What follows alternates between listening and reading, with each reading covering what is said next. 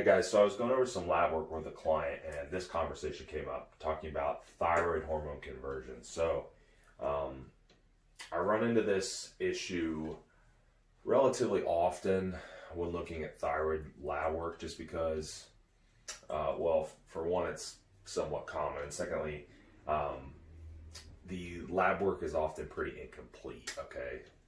So that's where you start to run into issues pinpointing the origin of someone that, origin of an issue like hypothyroid, for example.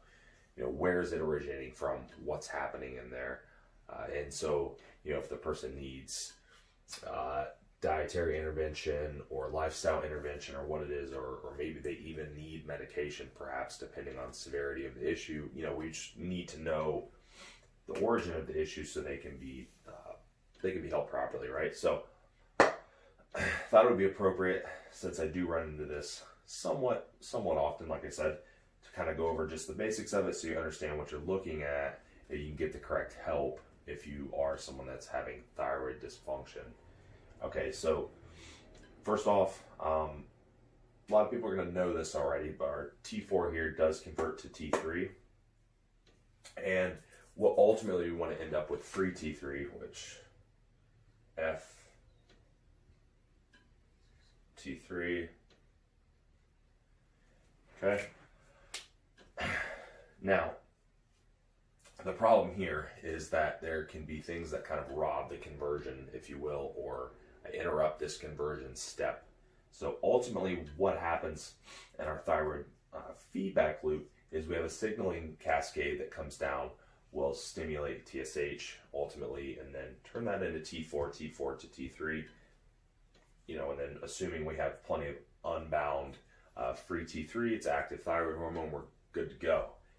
However, a lot of things, and this is kind of like a condensed list because there's more that goes into this, can interrupt this. So what can happen is once we get down to this T4, we have heavy conversion into RT3 or reverse T3, which think of it as a kind of a mirror image to T3, very similar, though it's not active, so it's not doing anything for us, right? So why does that happen? So first and foremost, probably stress. That's probably the biggest one.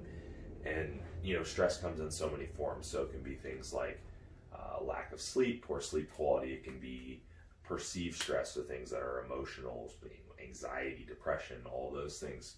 It can be physical stress, right? Over exercising, overtraining, over cardio, all that. So really any form of stress can contribute to this. Now, we can also have things like nutrient deficiencies, okay? So I would say a little less common. However, I do run into this some, especially in the conversion step, in more of the primary nutrients. So something like iodine, for example, I do see iodine deficiencies some, and that can interrupt this process. It also just interrupt the whole production of thyroid hormone to begin with, right? A lot of people know that iodine is important in thyroid hormone production. So nutrient deficiencies might also include things like vitamin D, ferritin, so iron stores, B vitamins, zinc. There are several, and there are ways to look at this. So we could take a real basic look at the diet first, use something like the Chronometer app that measures micronutrients, though it's, of course, soils in different areas are going to be different, but it still gives us somewhat of an idea. So if there's a blatant nutrient deficiency, then that can be addressed and that may help. However, that doesn't always mean that nutrient absorption is correct, right? So if there's no help there, might want to actually get these things tested on labs so you can actually see if there is a deficiency, right? Next, estrogen dominance throughout this entire hormone feedback loop. And if you're someone that's really kind of dove into hormones at any depth, you're going to see that there's a lot of interplay between hormones, and it's a cascade and feedback loop, all kinds of different directions. If you were to see a chart, it's quite incredible to look at, to be honest. So next would be high antibodies, so autoimmune issues, Graves' disease, Hashimoto's. Now, with that, really what we're looking at there is more the inflammatory component. Kind of goes into the stress component too. Cortisol can interrupt this conversion.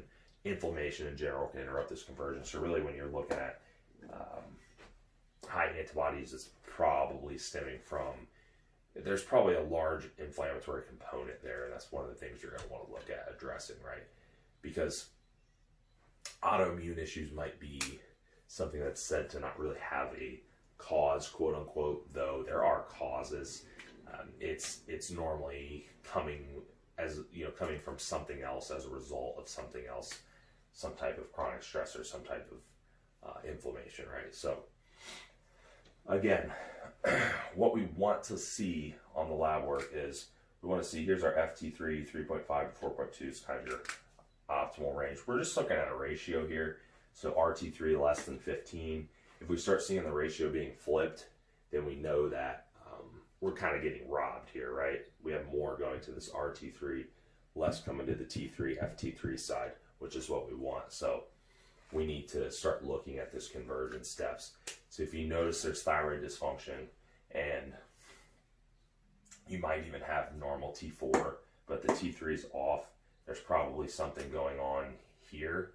And you need to look at these things, and also keep an eye on that. Like I said, keep an eye on that ratio.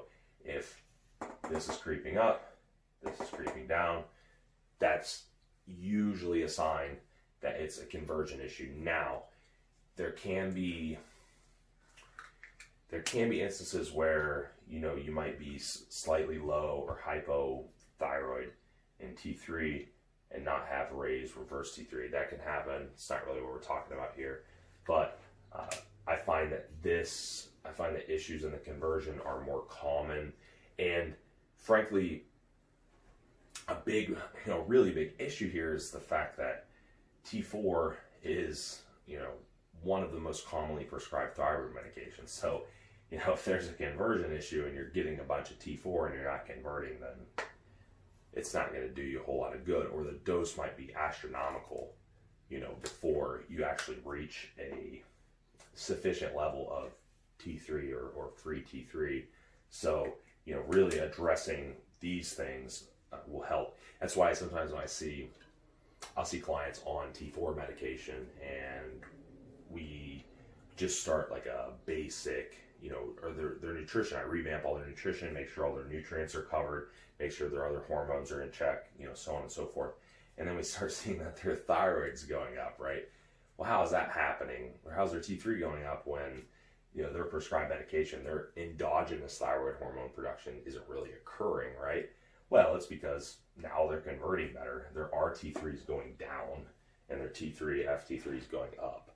So that's really what's happening there.